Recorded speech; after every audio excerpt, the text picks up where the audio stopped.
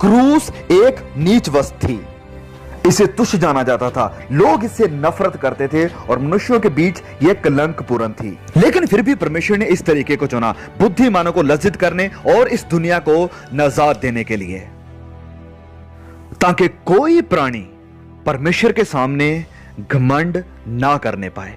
कोई भी व्यक्ति स्वर्ग में खड़ा होकर यह नहीं कह पाएगा कि मैं यहां पर अपने दम पर और अपने कार्यों के दम पर पहुंचा हूं। हम परमेश्वर की उपस्थिति में जाकर यह कहेंगे कि हम इस स्थान पर प्रभु यीशु मसीह की क्रूस के द्वारा आए हैं। हम यहां पर प्रभु यीशु मसीह के क्रूस पर किए हुए बलिदान और उसके मुर्दों में से जी उठने के द्वारा यहां पर पहुंचे हैं। और तकरीबन 800 साल पहले यशायाह ने यह कहा था, वह तुच्छ जाना जाता और मनुष्यों का त्यागा हुआ था। वह दुखी पुरुष था, रोग से उसकी जान पहचान थी और लोग उससे मुंह फेर लेते थे। वह तुच्छ जाना गया और हमने उसका मूल्य ना जाना। और फिर गलातियों में प्रेरित पौलुस कहते हैं कि परंतु हे भाइयों, यदि मैं अब तक खतना का यानी कार्यों का प्रचार आपको करता हूं तो क्रूस की ठोकर जाती रही। संत पौलुस ने अपने हर प्रचार में, अपने हर सुसमाचार के संदेश में यह कहा कि क्रूस के कारण ठोकर है। संत पौलुस ने कहा कि मैं और जो कुछ भी प्रचार करूं उसमें ठोकर नहीं है, लेकिन जब आप क्रूस का प्रचार करते हैं तो ठोकर है। लेकिन हमारे आज के कानों में यह ठोकर का प्रचार बहुत ही अजीब लगता है, क्योंकि देखिए हमारे चर्चेस में बहुत ही खूबसूरत क्रूसें लगी हुई है। हमारे कोट के ऊपर भी कई बार क्रूस लगी होती है, हमारे गले में भी क्रूस होती है, हमारी बाइबल में भी यहां पर क्रूस का निशान लगा होता है। हम कभी भी इसे कलंकपूर्ण या ठोकर के रूप में नहीं देखते हैं, लेकिन बाइबल कहती है कि यह ठोकर का कारण है। यह लोगों के बीच में कलंक है और यह ठोकर है, और यह तुच्छ है और यह नीच है। यह पुरानी भद्दी क्रूस है। यह वो स्थान था जहां पर अपराधियों को सजा दी जाती थी। यह वो जगह थी जहां पर दुष्ट लोग मरते थे। और जब मैं मसीह को क्रूस पर लटके हुए देखता हूं तो मैं यशायाह की तरह कहता हूं कि उसकी ना तो कुछ सुंदरता थी कि हम उसको देखते। और पौलुस कहते हैं कि उसके दिनों में क्रूस एक ठोकर थी। और मैं ये अपनी सेवकाई में भी देखता हूं कि मैं कुछ भी प्रचार करूं यह बहुत मशहूर हो जाता है, यह कानों को प्रसन्न करता है। और जब मैं बाइबल का प्रचार करता हूं, जब मैं प्रचार करता हूं क्रूस का, लहू का, यीशु के जी उठने का, तो यह बनता है ठोकर का कारण। और यह वह चीज है जो लोग सुनना नहीं चाहते हैं, और यह लोगों के लिए मूर्खता है। और यह वह चीज है जिसमें ठोकर है, और यही वह चीज है जो यीशु मसीह के सुसमाचार का प्रमुख हिस्सा है। और बिना क्रूस के उद्धार नहीं है, अपराधों की क्षमा नहीं है। परमेश्वर कहते हैं कि मैं चाहता हूं कि लोग एक स्थान पर आएं, और वो है क्रूस। और अगर आप क्रूस के पास नहीं हैं तो आपके पास उद्धार नहीं है, आपके पास माफी नहीं है। क्यों क्रूस एक ठोकर है? कुछ समय पहले ही मैं इसके बारे में सोच रहा था, क्यों क्रूस एक ठोकर है।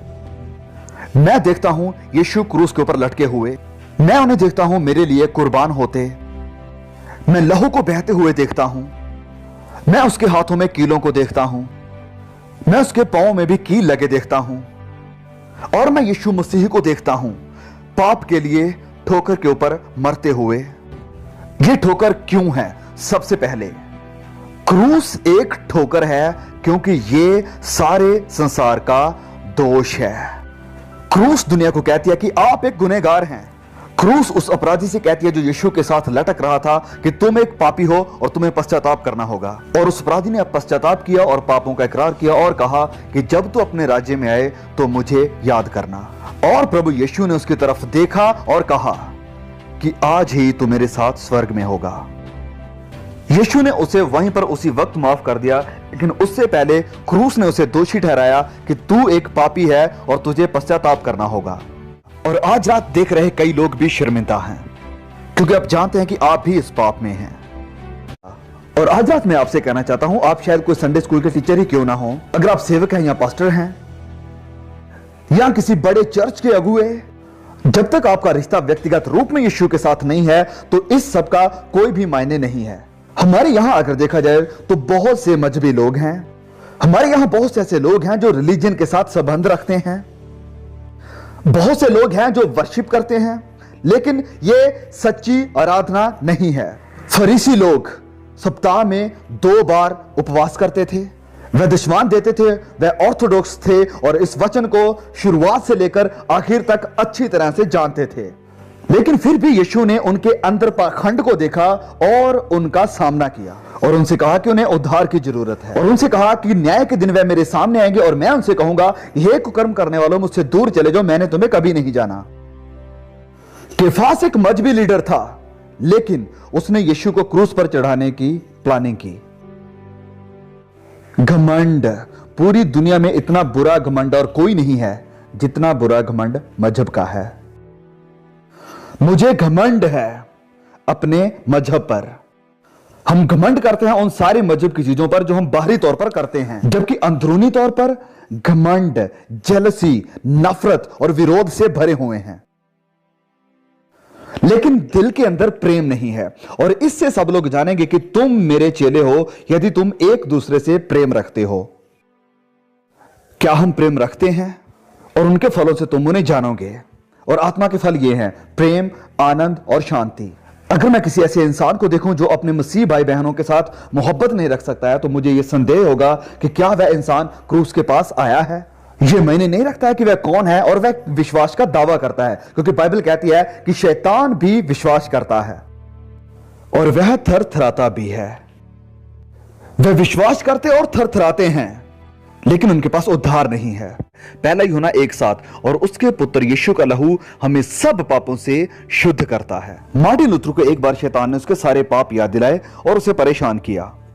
क्या बस यही है? लूथर ने पूछा। नहीं, और भी बहुत है, शैतान ने कहा, और बहुत से पाप उसे गिनाने लगा। बस यही है? शैतान ने कहा, हां, तो फिर अब क्या? और फिर मार्टिन लूथर ने कहा, इनके नीचे सब लिख दो, क्योंकि यीशु का लहू शुद्ध करता है सारे पापों से। क्रूस के बारे में बहुत सारे रहस्य हैं, बहुत सी बातें हैं क्रूस के बारे में जो मैं नहीं समझता हूं, लेकिन एक बात मैं जरूर समझता हूं, उद्धार का यही एक रास्ता है और मुझे विश्वास के साथ इसके पास आना होगा। और फिर चाहे यह मूर्खता या बेवकूफी की बात क्यों ना लगे, और फिर चाहे यह अच्छी बात ना लगे, और फिर चाहे लोग मेरे ऊपर हंसें, लेकिन परमेश्वर ने यही एक रास्ता चुना है क्रूस के प्रचार का, जिसको द्वारा वह लोगों को अपने निकट लेकर आता है।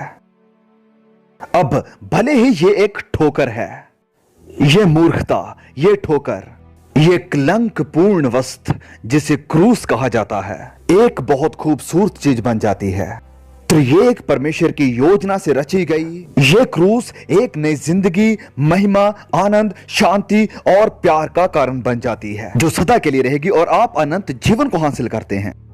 और फिर आपके पास आती है ताकत मसीही जीवन जीने की और मसीही की आज्ञाओं को मानने की।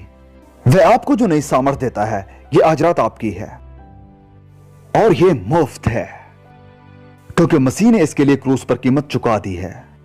मैं आप सबसे आज कहता हूं कि इसे ग्रहण करें, और मैं आपसे कहना चाहता हूं कि इसे नजरअंदाज करने का खतरा भी है, क्योंकि आप मसीह के पास तभी आ सकते हैं जब परमेश्वर आपसे बात कर रहा है, और आज वह आप में से बहुतों से बात कर रहा है। यह आपका पल है, आपका समय है कि आप अपना जीवन उसे दें, और अभी नहीं तो शायद कभी नहीं। बाइबल कहती है कि जो बार बार डांटे जाने पर भी हट करता है, वह अचानक नाश हो जाएगा और उसका कोई भी उपाय काम ना आएगा। परमेश्वर की दया को आप नजरअंदाज ना करें। वह आपके लिए क्रूस पर कुर्बान हुआ, उसने अपना लहू बहाया, उसने आपसे बहुत प्यार किया, उसने मुझसे बहुत प्यार किया कि वह मरने के लिए तैयार था, और आप इसे नजरअंदाज ना करें। और मैं आप सबसे कहता हूं कि पश्चाताप करें अभी।